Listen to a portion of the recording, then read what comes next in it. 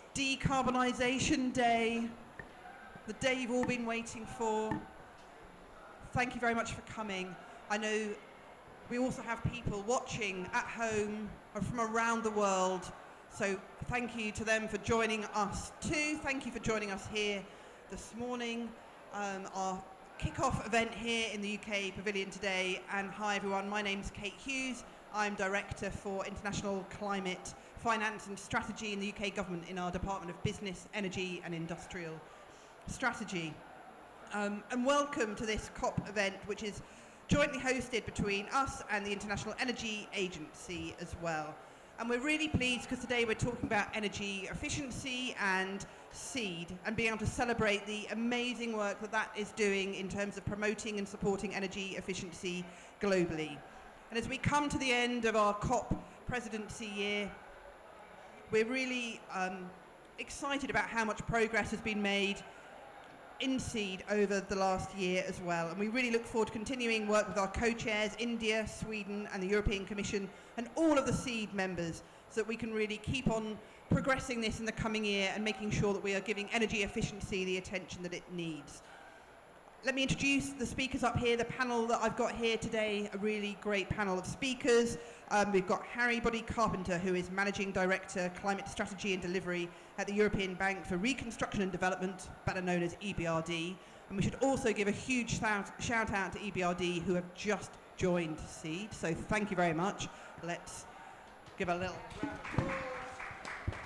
I'm sure Harry will be saying more about that. I've got Katie Clark here, Senior Clean Energy Advisor at the US Department of State, and Alvin Jose, who is Principal Energy Specialist at Sustainable Energy for All. So thank you very much. And first of all, I'm going to turn to Lee McDonough, who is our Director General at BEIS in the UK Government as well, just to provide a few opening remarks on SEED. Thank you, Lee. Thank you, Kate. Sounds okay? Great. And welcome everybody and to all those who are online. This is such an important event, so you are absolutely brilliant for being here. I think energy efficiency in this whole agenda is much, needs to come much more into the spotlight. So really delighted to be here to say some opening remarks. So I'd also just like at the start to introduce myself. My name is Lee McDonough, as Kate said. I'm Director General for Net Zero, Nuclear and International at the Department for Business, Energy and Industrial Strategy. I'd also like to thank up front IEA for their efforts in supporting us to bring this event together and for their role in coordinating the SEED initiative, and their continued work to support the UK over our COP presidency year and beyond has been indispensable. So really big thanks to the IEA. So, and I'd also like, as Kate has already done, to welcome our panel. It's great to have you here, and I'm really looking forward to the discussion. So, as I sort of said at the start, it's really, really important not to understate the role that product efficiency can play in accelerating the global clean energy transition. We're faced with the challenges of providing short-term energy security and increased electrification of the global energy system, and it's vital that we use electricity as efficiently as possible. This stuff really, really matters. The IEA tells us that we can anticipate global electricity consumption to grow by 60% by 2030. This massive surge in the need for power must be generated from clean energy sources and must include efficiency savings to curb this global demand. So I think a global transition to efficient appliances and equipment would cut down more than 1 gigaton of carbon emissions per year and save more than $200 billion annually on electricity bills. You know, phenomenal scale of opportunity. So we want to encourage more countries and companies to increase energy efficiency and in particular realise the social, financial and environmental benefits of product efficiency as a solution to reducing energy demand and emissions.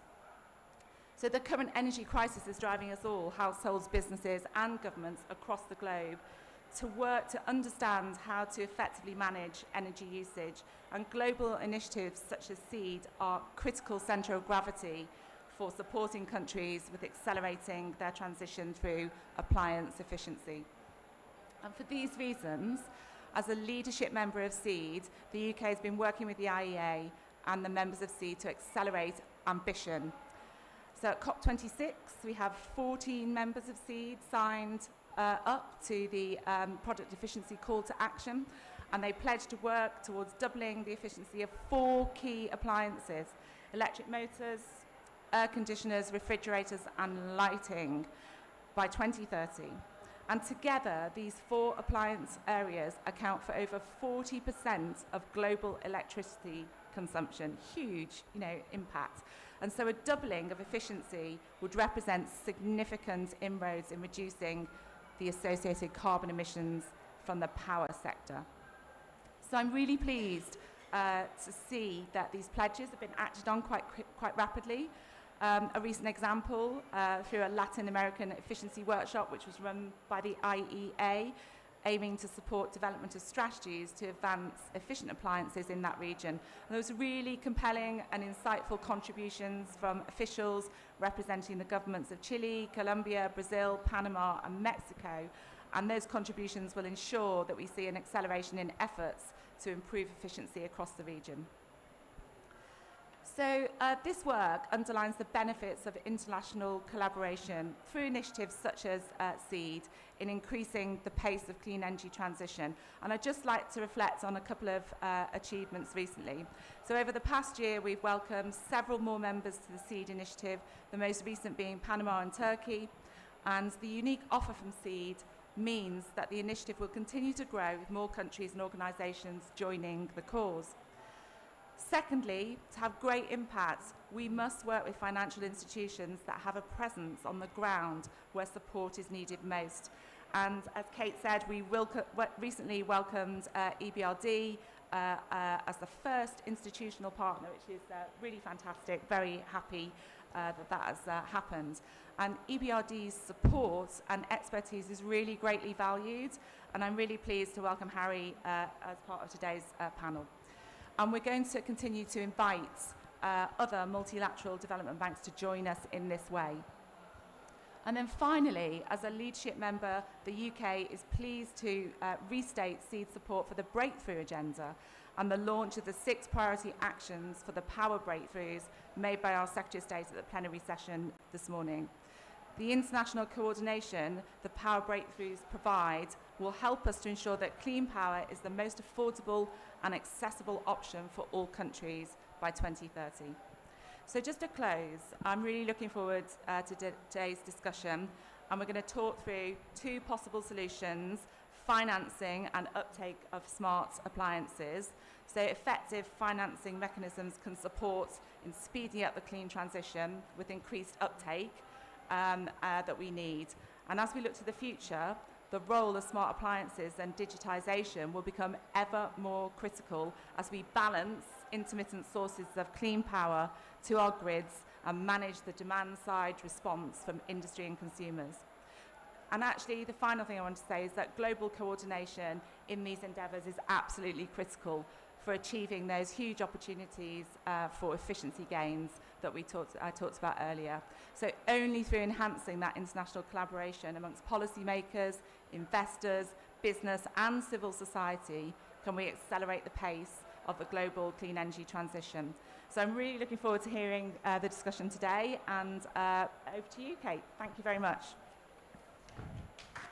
Thank you very much, Lee, for that great introduction, and it's so exciting to hear how much SEED is growing. And I think the really exciting thing here, and sort of Lee, you were touching on this at the end, and we had events here yesterday in the UK Pavilion about what can individual people do and kind of citizen engagement, and energy efficiency is something which all of us can do. Actually as individuals, energy efficiency is within our reach, but also on sort of Decarbonisation Day, and we've been talking this morning already on the breakthrough agenda that Lee mentioned, about industrial decarbonisation. Energy efficiency is also at that scale as well. So it is from governments, from the private sector, from businesses, all the way down to us, in our own lives and what we can do as well. So that's why it's so important and great to hear that so many countries and organisations are joining this as well.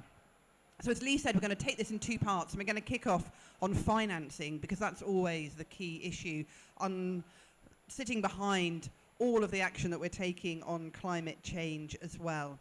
And first of all, though, I I think I'm just going to pass to Harry just to say a little bit about his seed membership. Very much. Can you hear me okay? Yeah. So, well, thank you for the invitation and the welcome. I have to start, though, with a guilty secret, which is that I took this job as managing the EBRD climate team about 1.5 years ago. And before that, for 10 years, I was doing renewable energy. I was running, well, first a banker and then a director of a renewable energy team. And to be honest, I wasn't very keen on energy efficiency. In fact, the more demand, the better, because the more demand, the higher the prices, and the more... Since I've seen the light, and we're now joining the SEED initiative. And when I looked into it, I discovered that 2006... Am I messing this up? Or? Yeah. Am I... Okay. Yeah, I think maybe the appliance heard my conviction and...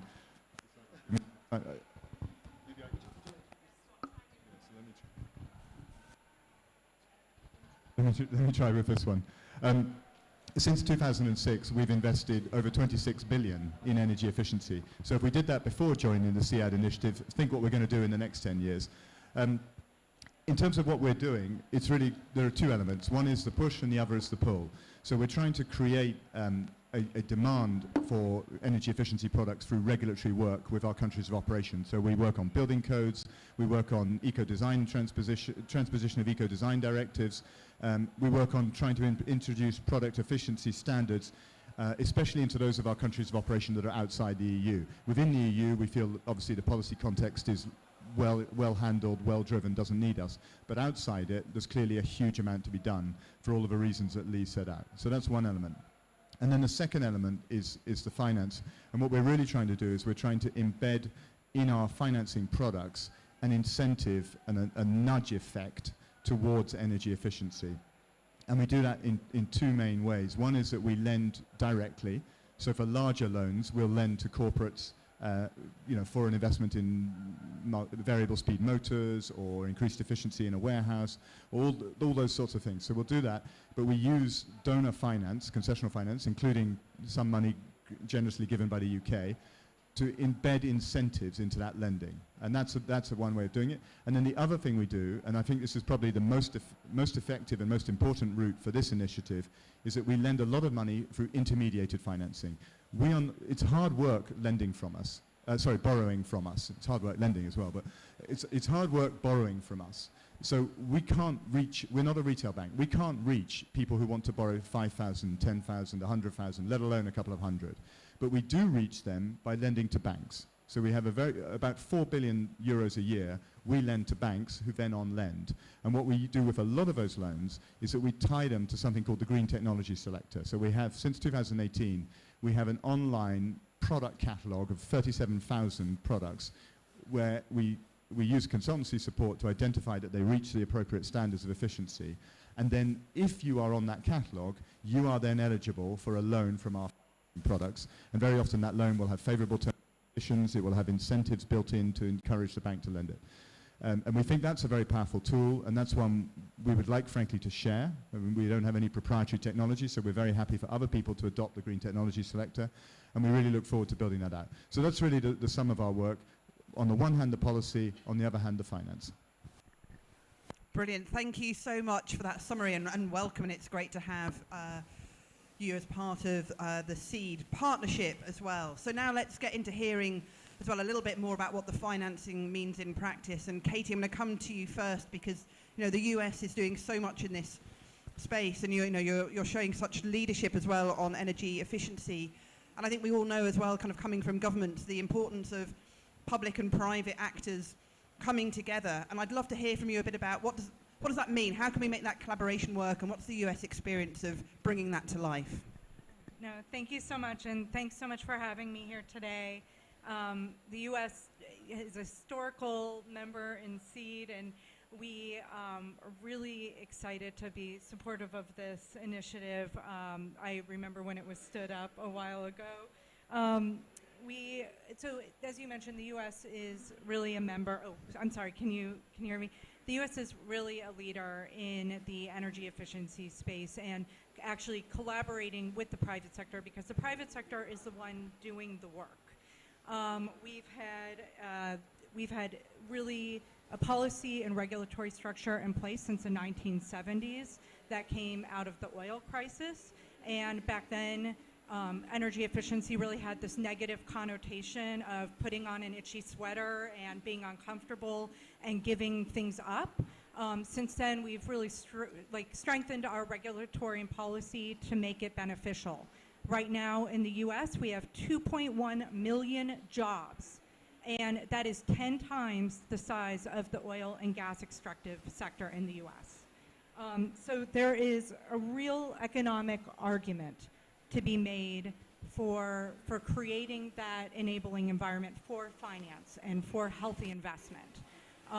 We also, as the US government, are a buyer. We are the largest electricity buyer in the US. We are the largest landowner in the US. And we have been able to move the energy efficiency building space through our buying power. We have the energy performance contracting. We've kind of really been able to mobilize that innovative financing mechanism to get private sector to invest in our buildings. Right now in Washington, D.C., we have the most LEED certified buildings per square foot in the world, and that's part of how we've been leveraging that. So to your question on how private and public sector can work together, I think private sector obviously is the one doing the work, and public sector can work with the private sector to understand what the best policy practices are, what the best regulatory environment is to enable that and to create that healthy investment environment. We as the State Department, and in my role, what I do is work with countries abroad to bring the private sector into those conversations with foreign countries and work on best practices. We've worked with Mexico and ASEAN, and I'll speak to those experiences a little later, but I think really it's leveraging the governments to create that environment for energy efficiency. So.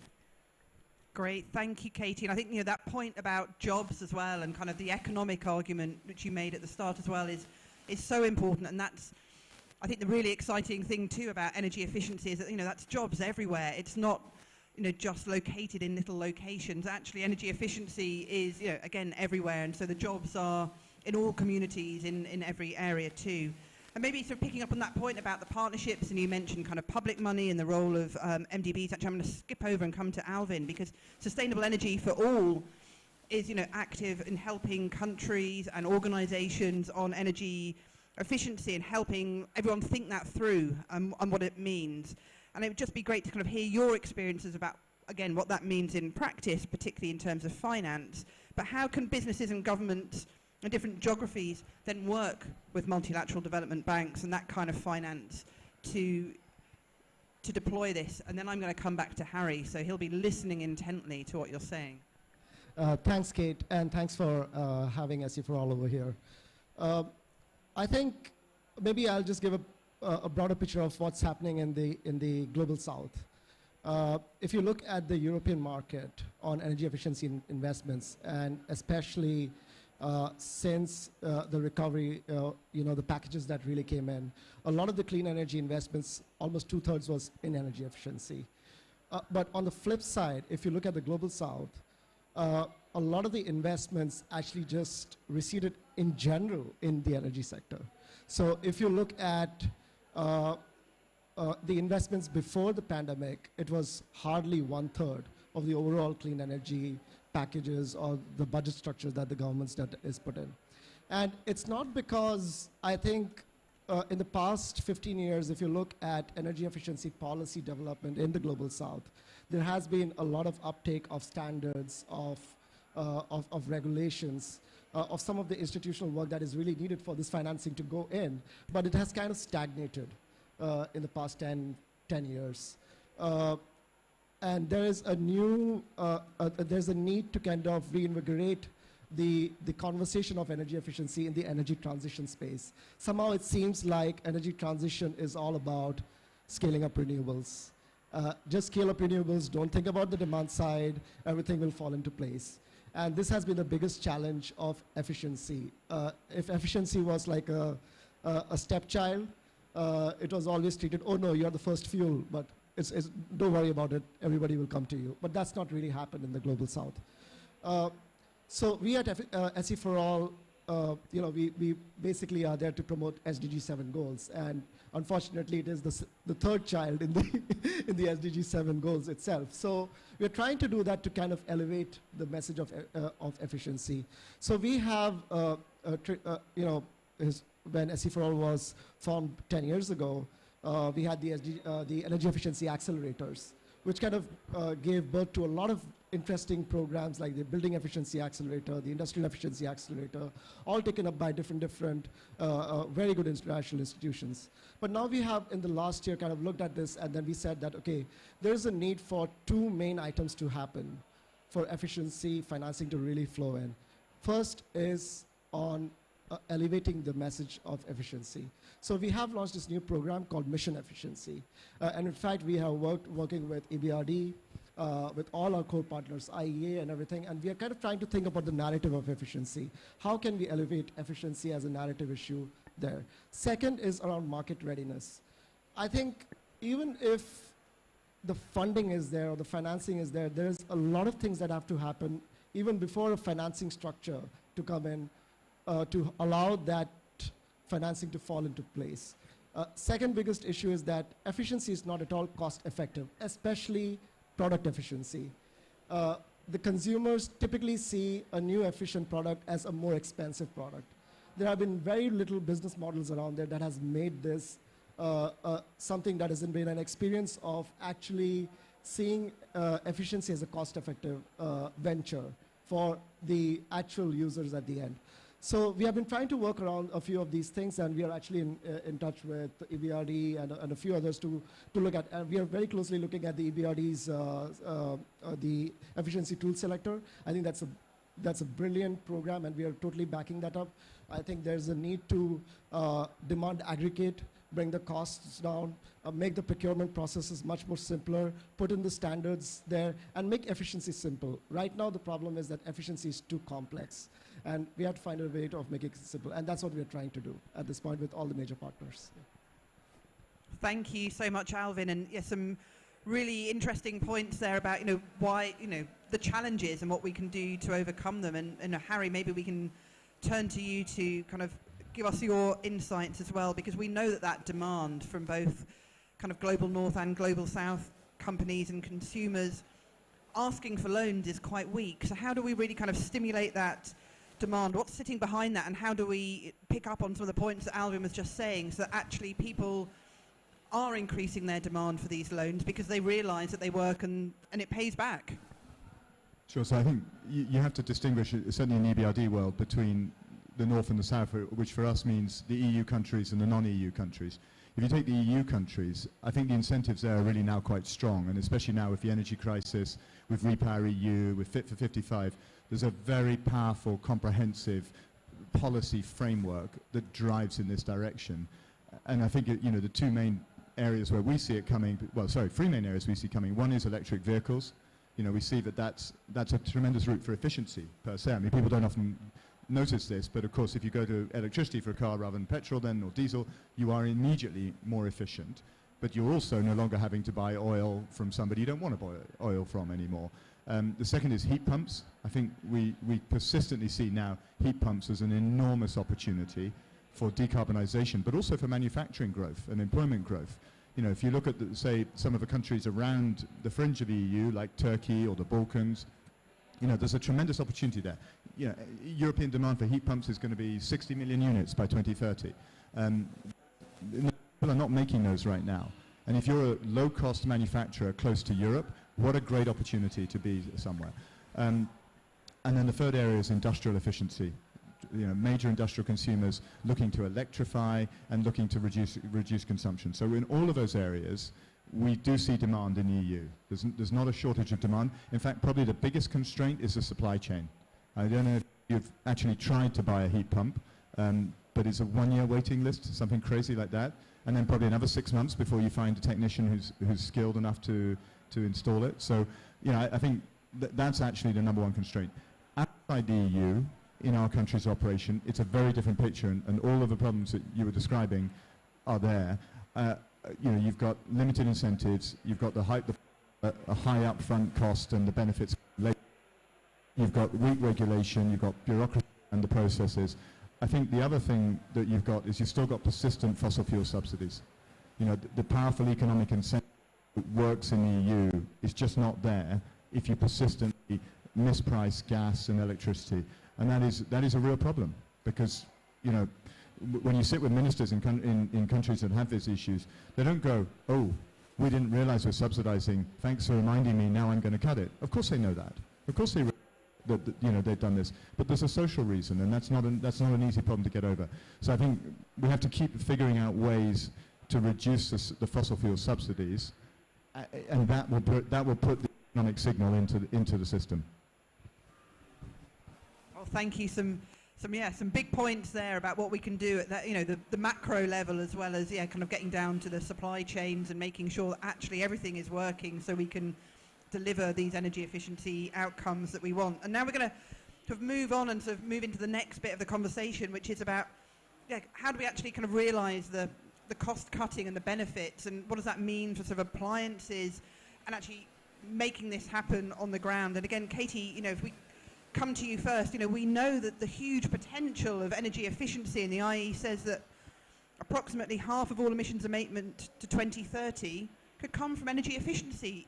You know, that's enormous, and we're not going to get to 1.5 degrees if we're not seizing this opportunity in the way that we need to. And you mentioned in your sort of first intervention, and we've started to get to the challenges faced by some developing countries. So what does it mean to be working with those? How are you working with other countries on, I guess, particularly creating those frameworks that we've talked about to get the right market incentives and structures? Thanks. Yeah, and I would, in addition to the framing of climate change, I think there's also a security and the economic factor that we've already hit on. I think there's a really important security factor as well, and energy security, and what we, you know, Harry touched on with Europe.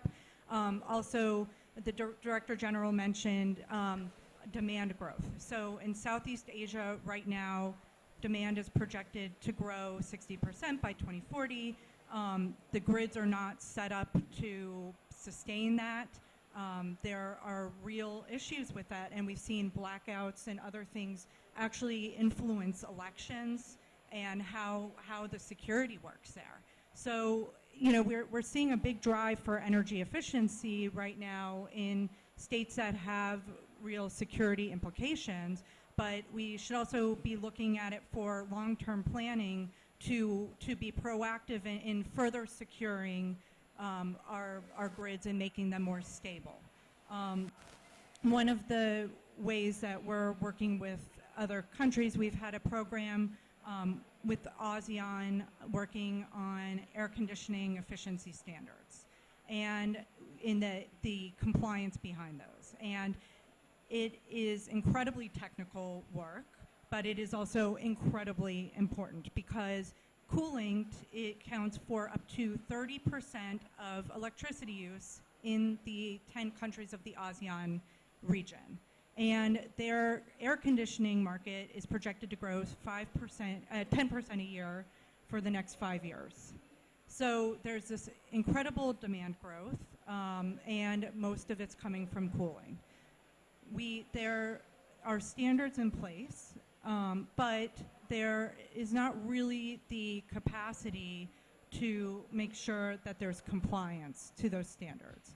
And so we've been working with ASEAN, bringing US experts and private sector experts and international experts together to talk about what the best ways, what the best path forward is for building a compliance framework that'll take minimal regulatory oversight and dollars and be more of a buy-in market, per se.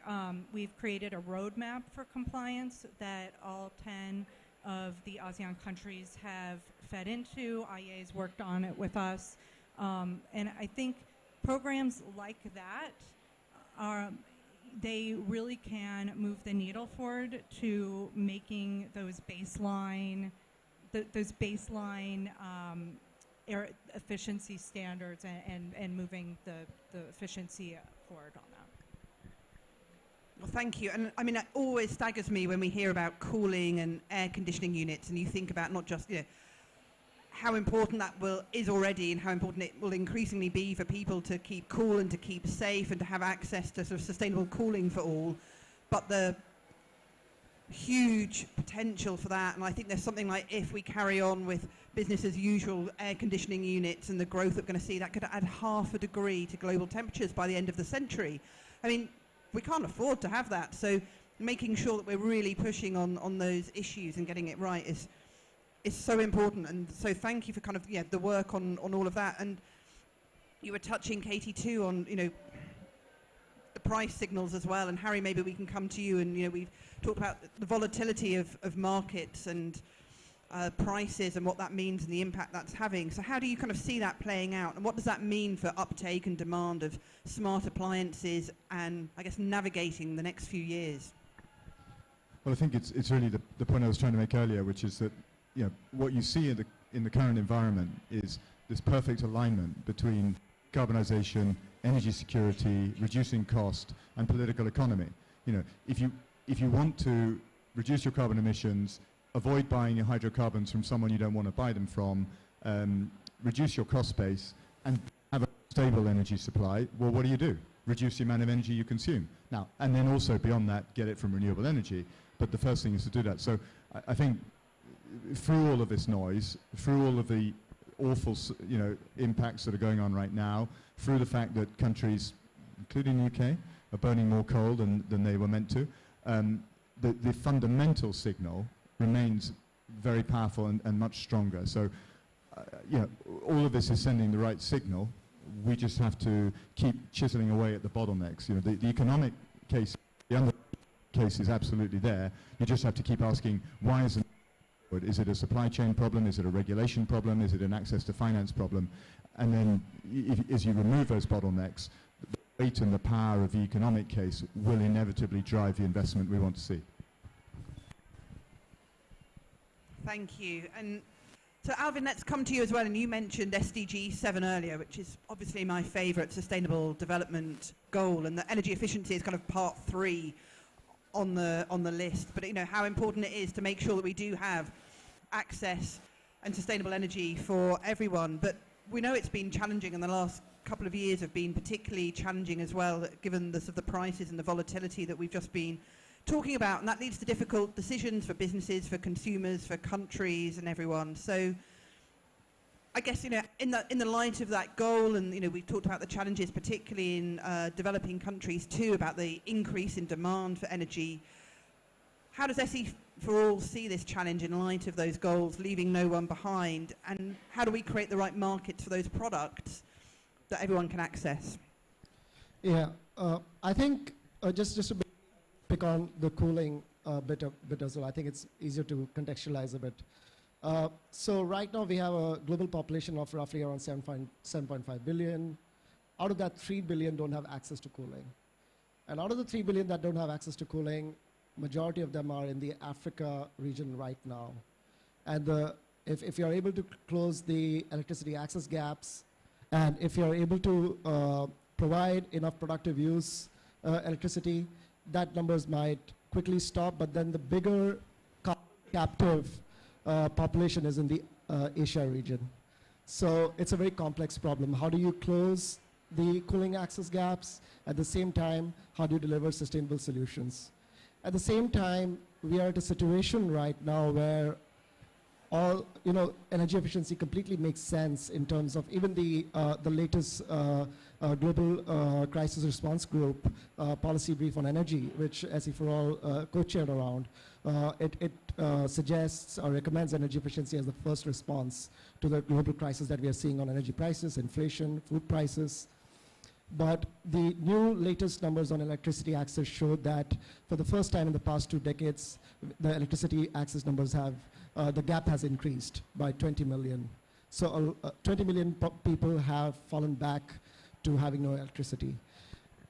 And now with that, there are multiple other challenges of supply, to touch on the supply chain issue as well. If the renewable energy is facing challenges of supply chain, the energy efficiency sector is facing maybe 10 times. Even before that, before the pandemic, because of just the lack of localization of these technologies. And we are not talking of very complex industrial scale solutions. We are talking of just LEDs, a simple deemed saving approach, that can be really deployed and localized in these continents. So I think it is very important to think how we can look at the problem in terms of making sure that we have at some level a blank slate right now at this point. And I just want to build on what Harry is saying, that there is a lot of right market environment for the wrong reasons, I would say, but it is there for energy efficiency. And if the global community does not come around right now for the global south, I don't know when we can.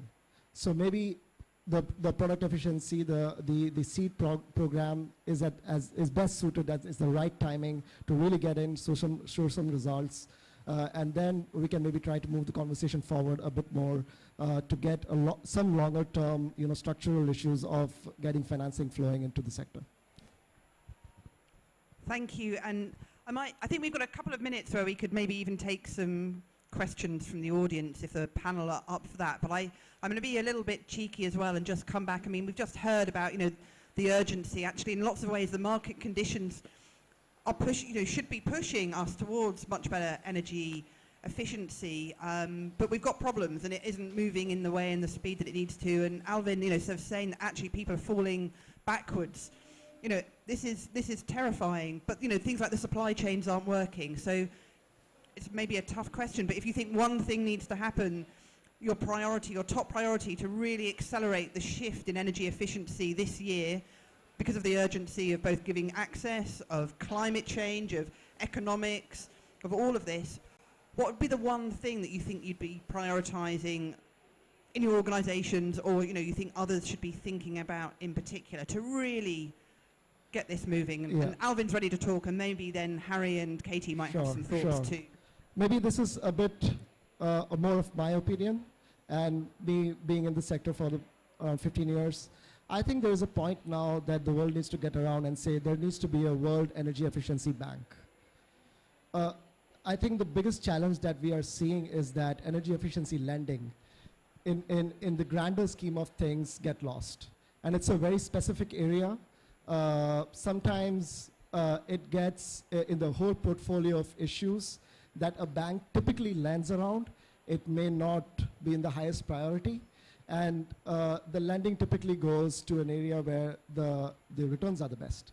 And if that can actually start building up the local financing institutions, and if the financing model can keep up with the standardization, the regulations, the incentivization, I think that would be a big push. Finally, I think there are a lot of more other organizations around there, or institutions, or maybe some that are around there that can actually deliver a lot of the readiness work more faster. I think the typical institutional setup around is too slow in developing or deploying the TA required to get these financing ready and absorbed. And so we'll have to find these two main solutions. And on supply chain, I think it's essentially around industrialization and the job creation aspect. I think this has to, and that's where the elevation of energy efficiency really comes in. I think we'll have to go to high-level ministers, presidents, keep on knocking at their doors and saying that you have to start investing in these industries. This is how you will be able to actually, it's not about just immediate GDP returns. It's not about the direct job benefits that you get. It's a whole of economy approach that you're going to be looking into, and it's going to be also reducing your fuel import. So there are many things that, but that's a much more sustained effort that is needed. It cannot be just a 1 year, 2 year effort. It has to be a sustained campaign. That's from my side. Yeah. Excellent. Go for it, Harry. So I think the one thing, be smart about how you design your energy subsidies. I think that's the thing that worries me right now, that we know that there's a huge social crisis caused by soaring energy prices, and the sort of reaction in many countries does seem to be, okay, we'll cap the prices, you know, we'll absorb the additional cost. And that's a dangerous approach because it's weakening the economic signal.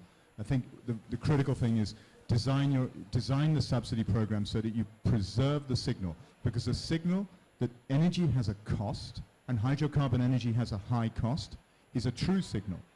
The prices are not wrong, you know. So we want that signal to remain in the economy while still protecting the poor and the vulnerable. And I think that would be my single most important thing is, let's not waste this opportunity. Let's not waste this underlying pressure by concealing the signal. So I think clever design of subsidies, which unfortunately goes well with an MDB.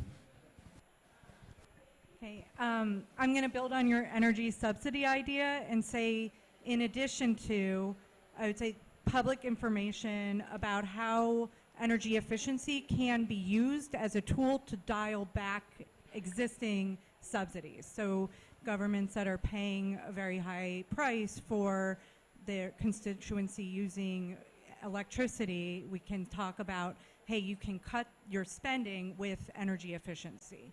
But I think, you know, my personal priority obviously would probably be the regulatory and policy side, because I think in order for there to be lending in a healthy investment environment, we really do need to get the policy right, and subsidies would definitely be a part of that. Thank you. I mean, you've all heard some great tips there. It'd be wrong of me as well not to maybe just flag, particularly Alvin, in response to your point about sort of creating an energy efficiency bank. We support, along with other partners as well, the GCPF, which I think is the Global Climate Partnership Facility. All our projects have incredibly random sets of sort of letters thrown together. But the beauty about this project is it's funding energy efficiency in developing countries through loans, through local banks in countries. So not only are we providing the loans to hospitals, to farmers, to bakers, to households, but we're also training up the local banks in country to understand how they can give those loans, so then they can actually carry on giving them because they see that it pays back. And we have amazing feedback then from, you know, from the hospitals, from the people who are in those, from the farmers who say, actually, yeah, I've got a new tractor, or I've got a hospital where the patients are cool and comfortable, and it's paid back in 2 or 3 years. And the local banks from sort of Mongolia through Africa through to South America can go, I know how to do this now, and I'm comfortable doing it. And I just think that's a really brilliant kind of replicable model which can start to act. So a little shout out there to GCPF as well. But we've got a couple of minutes. If anyone in the audience wants to ask a couple of questions, I can see 2 hands up.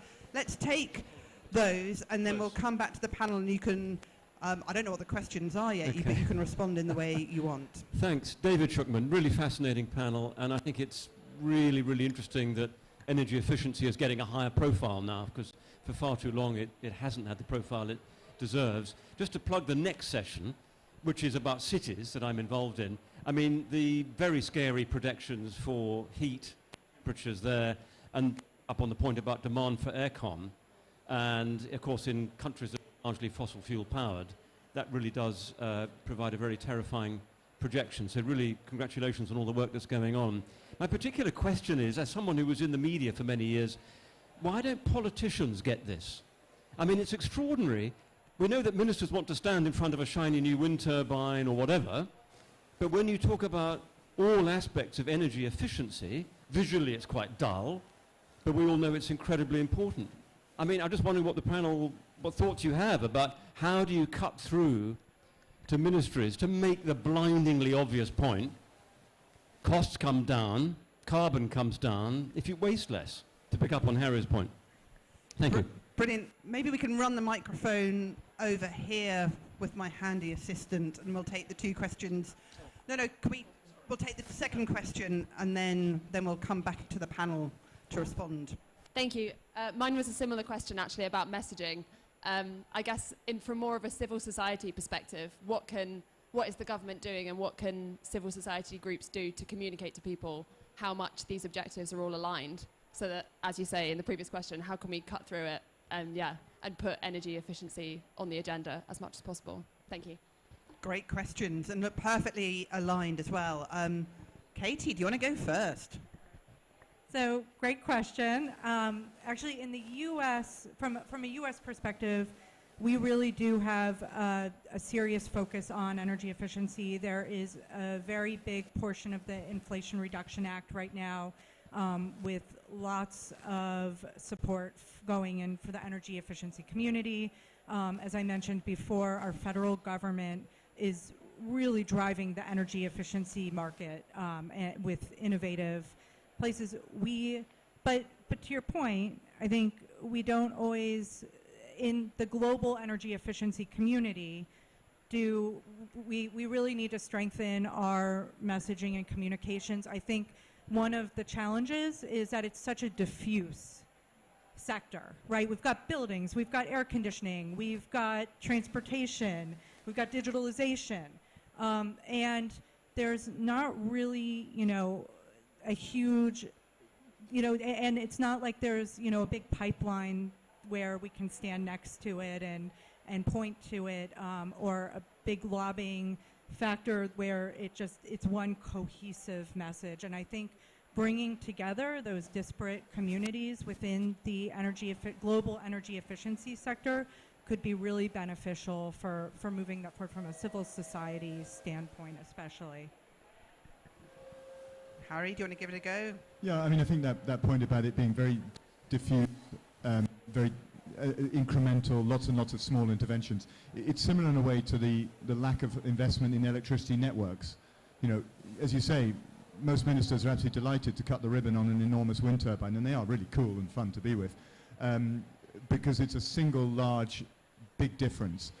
It's harder to find people who want to cut the substation or on a smart meter embedded in that substation. So I think it's similar with energy efficiency. So,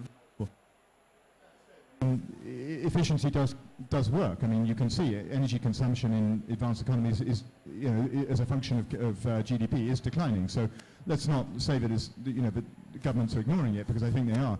But I think coming to the civil society point, because I think that's a really interesting one. What I would say is civil society typically is set up to protect the poorest, the most vulnerable in society, and that often means that they're concerned about high prices, rightly.